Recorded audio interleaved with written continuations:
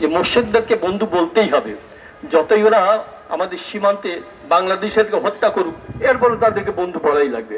এই যে কয়েকদিন আগে ভারতের পররাষ্ট্র সচিব আসছিল, তার 2 দিন আগেও কিন্তু 2 জন বাংলাদেশকে হত্যা করা হলো, লাশও নিয়ে গেছে তারা, এরপরে তাদেরকে বন্ধু বলা লাগবে। এখানে আমাদের ইচ্ছে ব্যর্থতা। আল্লাহ পাক যাদেরকে দুশমন হিসেবে গণ্য করেছেন আমরা বন্ধু বানাতে চাই, আমরা স্পষ্ট বলতে চাই। সরকার খুশিও হতে পারে, অখুশিও হতে পারে, যারা নাকি আমাদের দেশকে নিয়ে ষড়যন্ত্র করে, আমাদের ভাইদেরকে হত্যা করে, যাই বলুন না কেন তাদেরকে আমরা বন্ধু হিসেবে বলতে পারি না। দেখবেন মানবাধিকারের স্লোগান কিন্তু অনেকেই দেয়, মানবাধিকারের কথা বারবার বলে। দেখবেন যারা মানবাধিকারের কথা বেশি বলে ওরাই কিন্তু মানুষকে হত্যা করে। হাজার হাজার ফিলিস্তিনি ভাইদেরকে হত্যা করা হলো, দেখবেন ওরা চুপচাপ, বরং ওদেরকে সহযোগিতা করে যারা আক্রমণ করেছে। এই জন্য একদল হয়েছে জালেম, আরেক দল হয়েছে মাজলুম। আমরা সবসময় ঘোষণা দিয়ে থাকি আমরা মাজলুমের পক্ষে আছি। যারাই নাকি জালেমের পক্ষে থাকবে তারাও আমাদের দুশ্মন, তারাও আমাদের শত্রু, তাদের বিরুদ্ধে অবস্থান আমরা এখন নিচ্ছি, আগামীতে নেব, ওদের কোনো ছাড় নাই।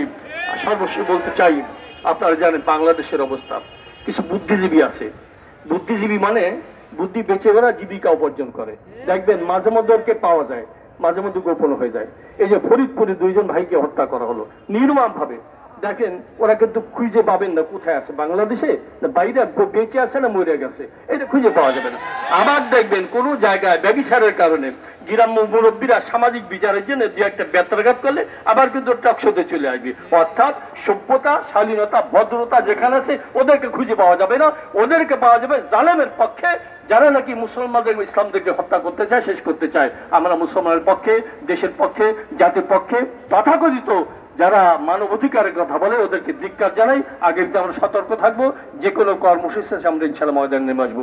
পুরো গাজাকে একেবারে ধ্বংসের দ্বার প্রান্তে নিয়ে গেছে। এখানে হাজার হাজার মানুষ হত্যার শিকার হয়েছে।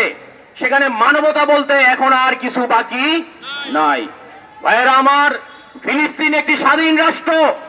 আজকে আমাদের বিভিন্ন রাষ্ট্রের শিথিলতার কারণে এই স্বাধীন রাষ্ট্রের স্বাধীনতা পুনরায় চাইতে হচ্ছে, এর চাইতে দুঃখের আর কিছু নাই। তাই আমরা সরকারকে অনুরোধ করতে চাই, আপনি পাসপোর্ট থেকে অ্যাকসেপ্ট ইসরায়েল উঠিয়ে দিয়ে আপনি বার্তা দিয়েছেন যে আপনি ইসরায়েলের সাথে সম্পর্ক করতে চান। এটা এদেশে মুসলমানরা মেনে নিতে পারে না। এরই ধারাবাহিকতায় আবার ঢাকা বিমানবন্দরে ইসরায়েল থেকে বিমান এসে নেমেছে। এটা কিসের ইঙ্গিত বহন করে? এখনো পর্যন্ত সরকারের দায়িত্বশীল মহল থেকে এটার ব্যাখ্যা দেওয়া হয় নাই। যে ব্যাখ্যা বিমান পরিবহন থেকে দেওয়া হয়েছে এটা আমরা মানি না, এটা আমরা মানতে পারি না। এটা আন্তর্জাতিক ষড়যন্ত্র। মানুষ বলা হলেও আমরা তাদেরকে মানুষ বলতে পারি না। সারা এই হামলা মামলার পক্ষে যারা অত্যাচার করছে এরা বিশ্ব চলওয়ার ছাড়া আর কিছু হতে পারে না। সামান্যতম মানবতা বোধ থাকলে এভাবে একজন মানুষ আর একজন মানুষের উপরে কখনোই অত্যাচার চালাইতে পারে না। আমাদের কথাবার্তা স্পষ্ট। আমরা সরকারকে বলতে চাই, আপনিও স্পষ্ট করেন।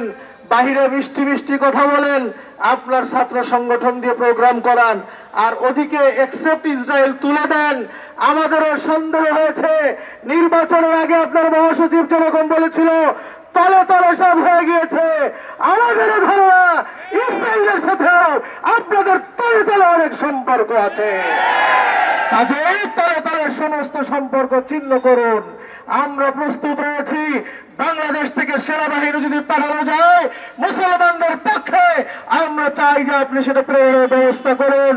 এদেশের লাখো কোটি যুবক এবং মুসলমানেরা মুসলিম ভাই বোনদের পক্ষে তাদের জীবন উৎসর্গ করার জন্য আমরা প্রস্তুত রয়েছি।